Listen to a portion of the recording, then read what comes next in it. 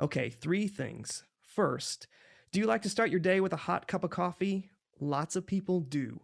But do you think about where that coffee is grown and how it gets to you? Second, if you're like me and you grew up on a farm, then you have a deep appreciation for how farmers make business decisions in the face of the uncertainty that comes from dealing with nature. Third, this episode is being released to coincide with Earth Day, the day when we show support for the care and protection of our planet. What do these three topics have in common? Today's guest is Dr. Keith Whittingham, and we're going to spend some time getting to know him and also learning about the business of sustainability.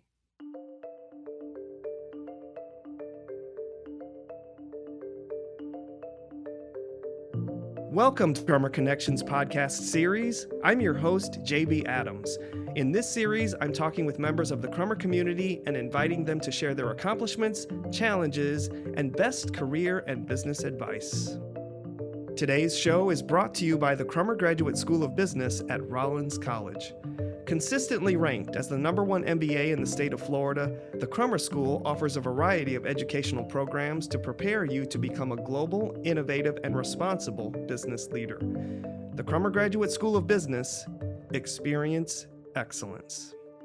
Today's guest is Dr. Keith Whittingham, Associate Professor of Sustainable Enterprise and Corporate Social Responsibility at the Crummer Graduate School of Business at Rollins College. Right now, his research is focused on understanding the discourse around corporate sustainability and sustainable development goals so that we can better understand the ways that corporations can engage in solving major societal challenges. You may be surprised to learn that he holds a PhD not in business, but in electrical engineering from Cornell University. And after completing his PhD, he got his MBA from the Crummer School. Emphasis on after completing his PhD, he got his MBA from the Crummer School. He is also the founder and CEO of Artifacts Cafe, a coffee brand focused on bringing real income to farmers and real impact to their communities. Dr. Keith Whittingham, welcome to the show. Thanks so much. It's great to be with you today. I appreciate the opportunity to share with your listeners. I'd like to start by asking about your area of expertise. Why is sustainability something that's really important right now? Why do you think business leaders should pay attention to it? Well, I think we have an interesting window of opportunity. Back in 2015, the United Nations pulled together a strong and broad group of players from various segments of the world economy. So governments, municipalities, corporations, nonprofit organizations, NGOs, to ask and answer the question of what is the world that we want to be? Right? What kind of world is it that we want to live in the future? And out of that emerged these 17 Sustainable Development Goals, targets that give us a roadmap to start to address major societal challenges and create a global society that can sustain us going forward well into the future. And business had a major role to play in that. And I think at this point in time, that's really where that window of opportunity is. And we're seeing businesses get more and more engaged. So let's talk about these 17 goals. This was not just a bunch of world leaders sitting around doing some wishful thinking. There's very specific goals in here that are addressing problems. What are some of the things on the list? For example, goal number 1 is no poverty. You can tell it's a little bit tighter defined than reduce extreme poverty. The target here for 2030 is no poverty. And what do we mean by that? Underlying every one of these 17 broad goals are a number of sub goals and indicators and thousands of metrics that roll up into these 17 goals, but they're really targeted for specificity, measurability, and they're tracked on a year-by-year basis across countries to see what kind of progress we're making. So the UN has set these goals as targets and they have ways to measure them. And so forgive me, I'm kind of a challenging pragmatist who would say, is this realistic? How can you get everyone in the world, to rally around this direction? And the truth is that the goals have some risk factors associated with them if we don't act on them. Right. there will be consequences. So paint a picture for us. Certainly, yeah. Well, firstly, let me address the maybe misconception that the UN set these goals, because the UN has kind of sort of been the shepherd of these, but they were very, very intentional about not setting the goals Mm, themselves. They really brought together, these are our goals, right? okay. They brought together everything from individual citizens to organizations at every level of society, right? From the individual all the way up to governments, and got broad agreement across the globe on these targets, and setting these targets and advancing towards them. And yeah, there are very, very significant risks. I mean, there's a lot of discussion, for example, around climate action, which is goal number 13, and the UN, through its intergovernmental panel on climate change, has set some um, targets of where we need to be to start avoiding catastrophic impact to our society due to climate change. So some of these things certainly have a lot of risk. But honestly, they are 17 goals, but there's no, we can't be successful unless all of these Mhm. are achieved, or we make significant advances. You can't really address climate action without dealing with gender equality, for example. And that's a, well, that sounds like, wow, we're talking about two very, very different things. We can talk more about the linkage there, but all of these are really interconnected at a deep level, and we need to find ways to kind of hand in hand, again, across every level of our global society, find ways to make incremental and then more and more disruptive advances towards these goals. Okay, so I will invite our listeners to go online and just check out United Nations 17 Sustainable Development Goals if you want to know more about those. And they really are interconnected. But I also want to add this is personal for you because you're the CEO and founder of Artifix Cafe and you're in the coffee industry. So can you provide an illustration for us in the in your world in the coffee industry that sort of spells out the importance of sustainability? Wow, there are many, and as I look across the 17 SDGs, there's not any one that I could pick. There's several that may look obvious. So I got involved in coffee as a really from the standpoint of being in and around coffee growing communities, particularly in rural Costa Rica, and hearing firsthand from farmers about the struggles they were having making an income in the traditional coffee value chain. And certainly we can talk a whole lot more about that, and that speaks very directly to Sustainable Development Goal number 8, decent work and economic growth.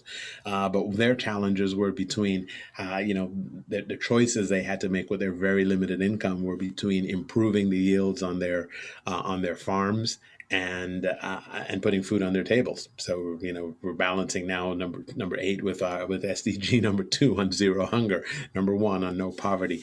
But it really goes broader than that.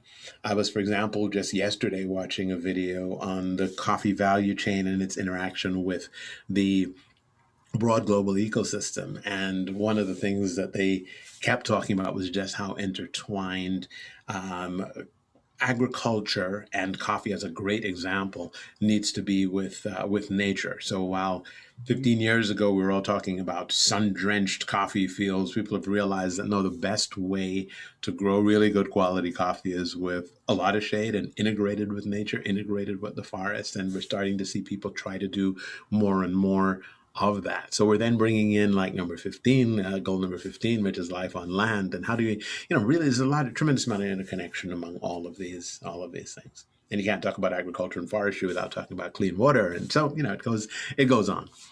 All right. Well, you and I could talk about agriculture endlessly because I grew up on a farm and I've seen the transformation just in my lifetime on sustainable agriculture Mm-hmm. practices. And I think we should talk about it more and really, sort of develop more specific and concrete plans for American agriculture. Yeah. But let's see if there's a takeaway. What would you say is the message to business leaders about sustainability? So we might have business leaders who are not in the coffee industry, but there's a sustainability message for everyone in business. What do you think that should be? I think the message, and I will say it's a message that I see more and more businesses grasping on their own, realizing is that at the end of the day, if we just think about business the way we traditionally have, maximizing our utility and maximizing shareholder income, if we run out of resources and we run out of a market, whether it's businesses that are failing or individuals that can no longer consume, we're going to run into a dead end as a business. So the broad takeaway from me is that if we want to continue to do the things that we do as a society, live the way we would like to live, and at the same time see others have the ability to live that way as well, we really need to start to understand fully the impacts on our ecological environment as well as our human and social environment,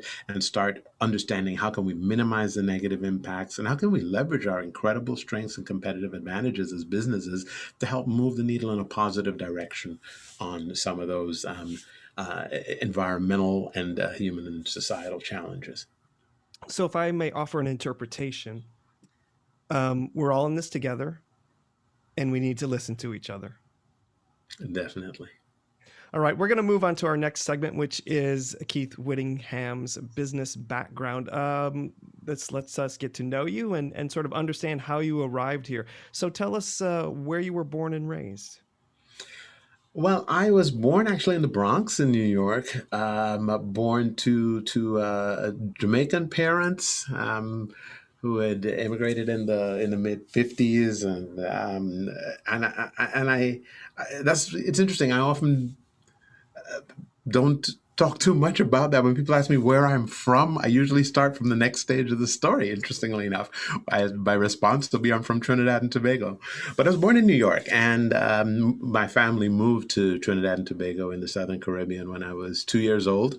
And that was where I really spent all my formative years growing up. So I was doing a little research. Trinidad and Tobago could be considered a small island nation, but it has a very proactive approach to its economy, from my understanding of it. And your father is part of that story, and he's one of your early business influences.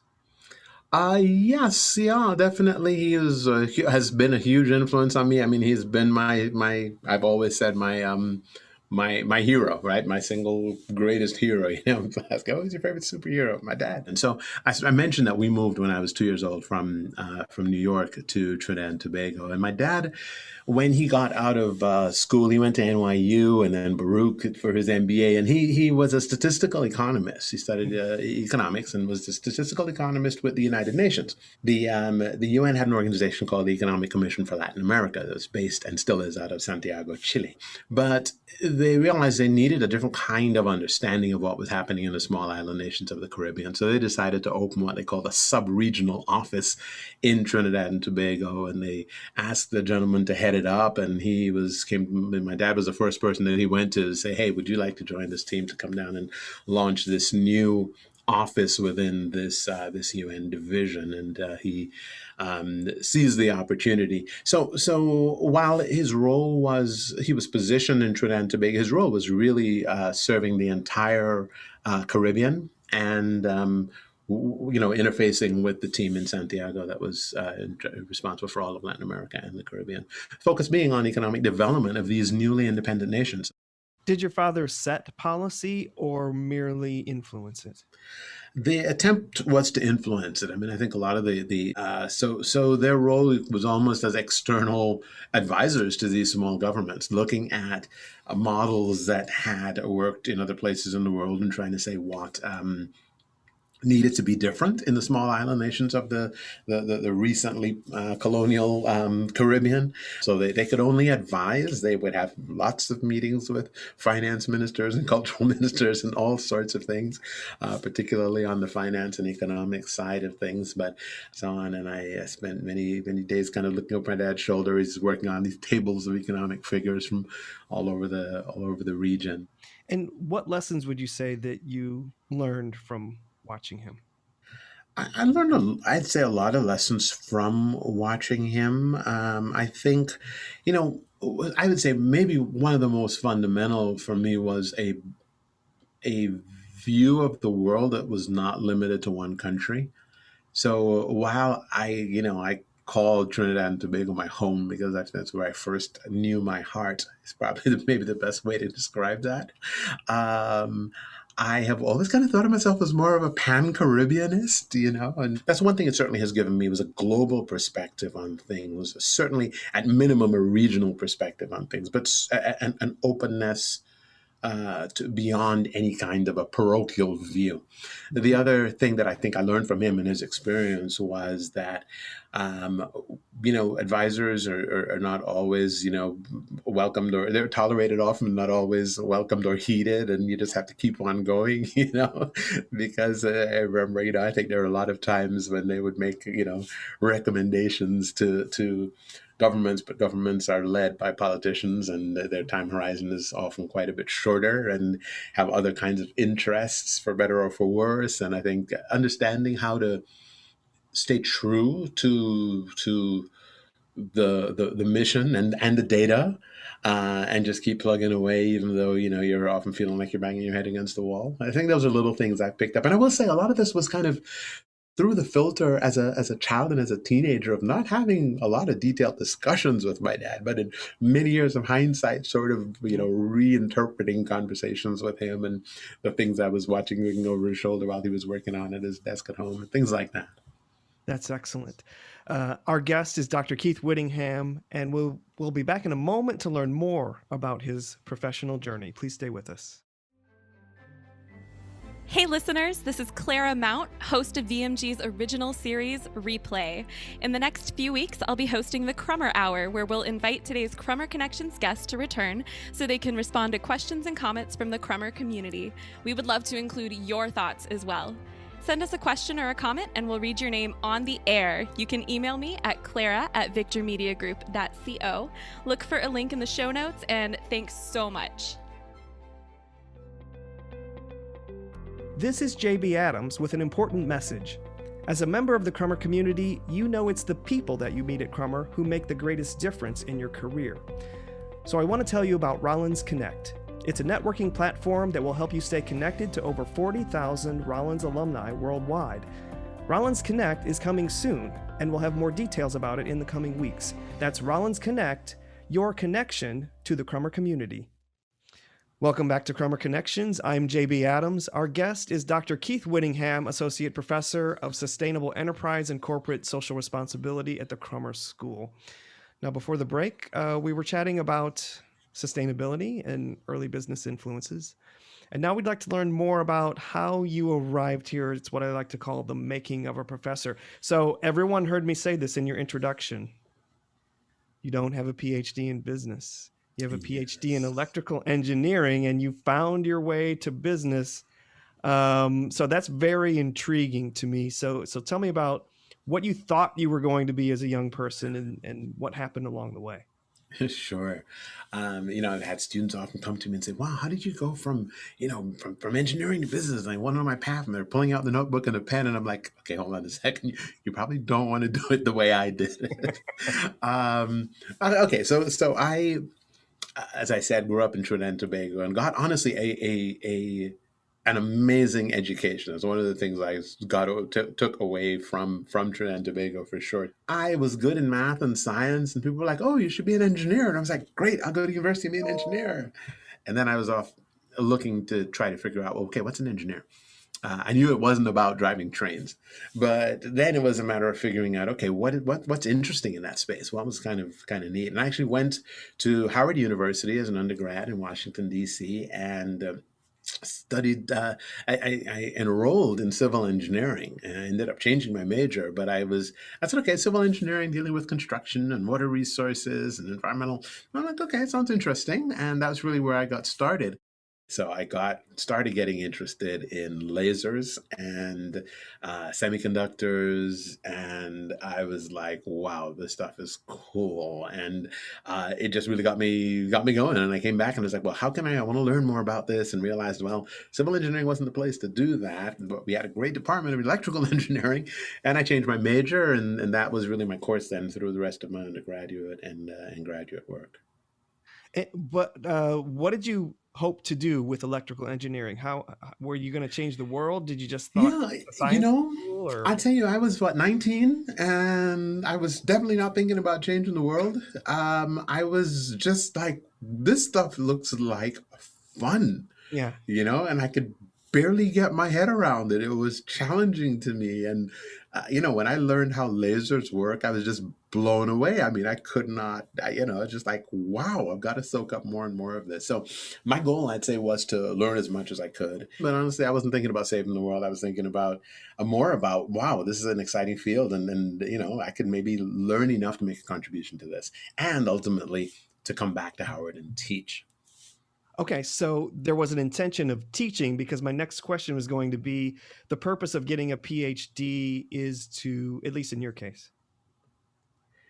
Well, there are two paths I had. Both of them involved learning and sharing that knowledge. So it was either being a research scientist with a governmental or corporate research lab, or some other kind of think tank like that, at least in engineering, or being a faculty member doing research in an academic setting.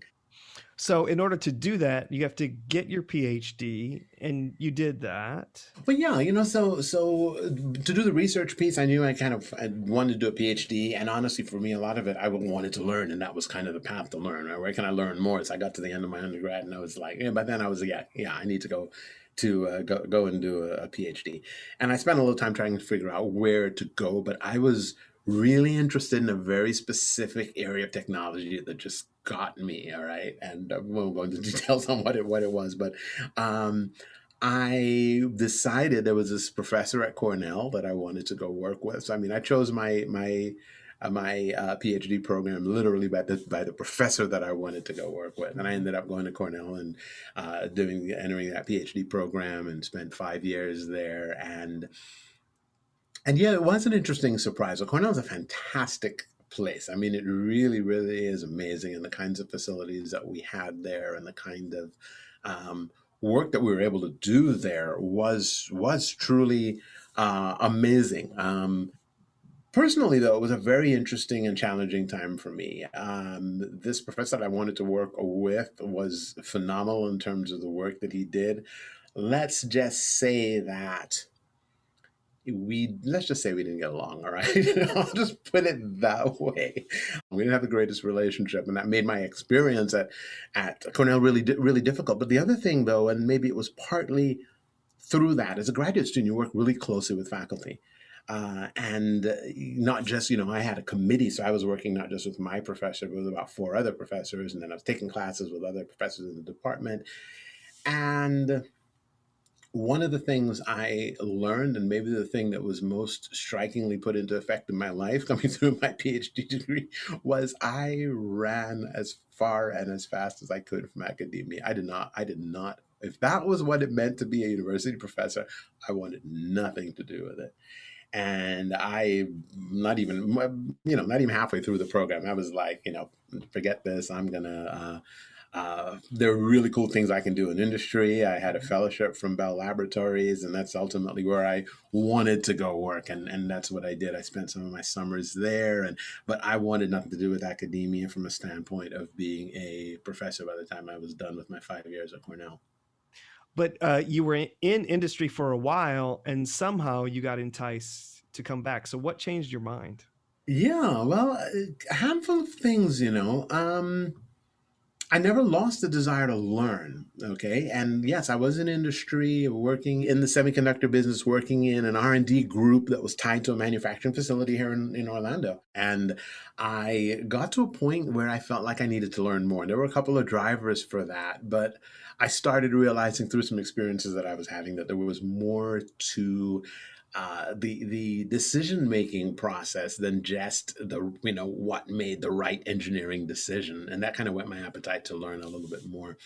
And I also, at the same time, through, again, just the experiences of life as I was going through my 20s, realized that there was a difference between my reaction to technology and some of the things that I was starting to learn and experience.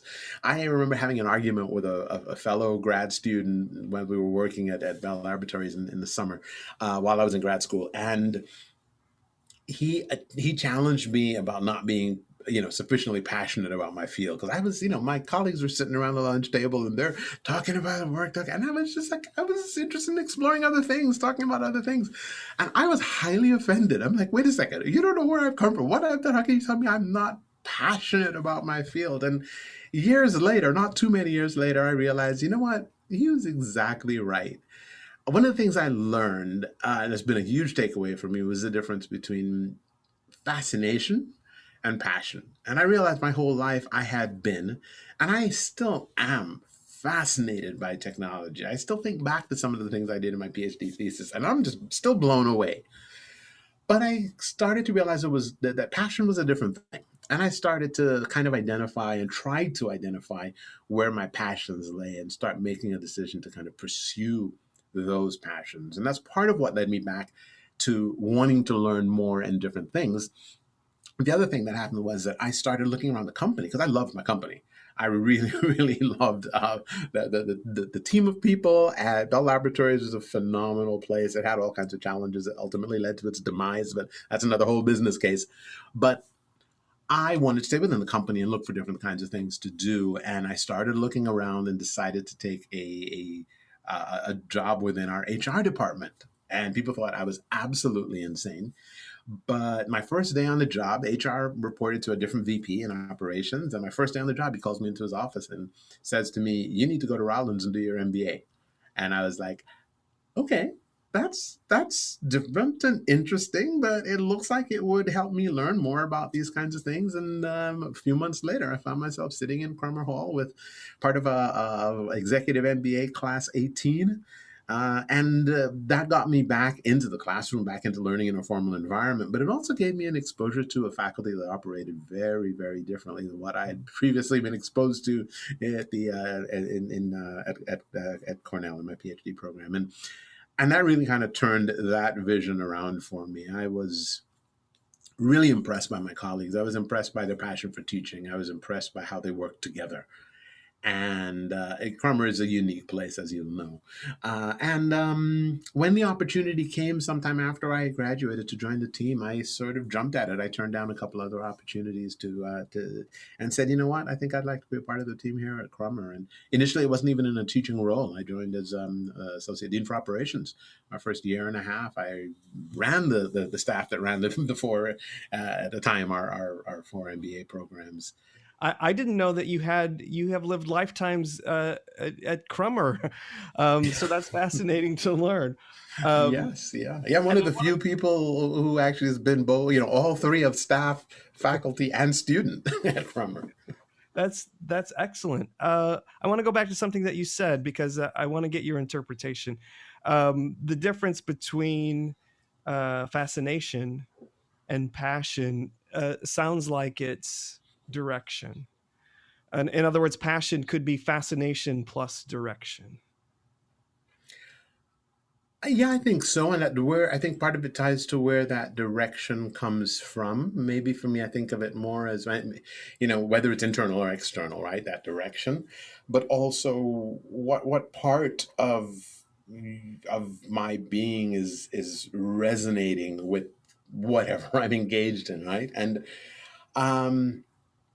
for example, the technology I was studying, so I was growing crystal structures, and yeah, that's another story I tell students. Well, I'm a crystal grower, and that meant something before Breaking Bad. It means something different now, but I was a crystal grower, and we could grow some amazing structures, and I think that fascinated my mind. There were some other things that I ran into and learned about that really drew my heart. And I think for me, that's probably where that biggest difference is between the fascination and the passion. the direction was coming from my heart and not my head. Ah, all right. That helps make sense. Wonderful. Dr. Whittingham, we're about to wrap up our time together. Is there a message that you would like to share, particularly to current or prospective business students? Wow. I would say, if you can identify what it is that you're passionate about, and I think that's, it's so commonly said now that I think it's almost more, it's becoming almost cliche, right? Let me rephrase it this way. I learned when I started investigating that difference between passion and fascination, I started asking myself a question. And I determined that I never wanted to stop asking myself what I want to be when I grow up. And that's an approach that I take every semester when I start a new, preparing for new classes, when I, look at a new year coming on, as I'm always trying to think about, be in the present, but be open to a future that could look absolutely nothing like the present or the past. I think that idea of being open to the possibilities is something that I would encourage people to explore. And if I'd had to, leave a takeaway, that would probably be it. Great advice for any one of us. Dr. Keith Whittingham, thank you so much for joining us here on Crummer Connections and for sharing your story. My pleasure. Thanks for listening. We'll be back again soon with another episode. Today's show is brought to you by the Crummer Graduate School of Business at Rollins College. Now is a great time to consider enhancing your career success by pursuing an advanced degree in business. And the Crummer School offers a variety of educational programs to help you become a global, innovative, responsible business leader. To learn more about the programs and the application process, go to crummer.rollins.edu. The Crummer Graduate School of Business, experience excellence. Crummer Connections podcast series is a production of Victor Media Group. It's the mission of Victor Media Group to make the world a better place by making ourselves better people. If you like this show, please follow us on your favorite social media platform. Today's show was created and hosted by JB Adams and executive produced by Gerard Mitchell, with production assistance by Kyle Sawyer and audio design by Aaron Trinka. Our gratitude goes out to Mike Brown and Loveland Finley in Alumni Relations for their gracious help and support. Until next time, Fiat Lux.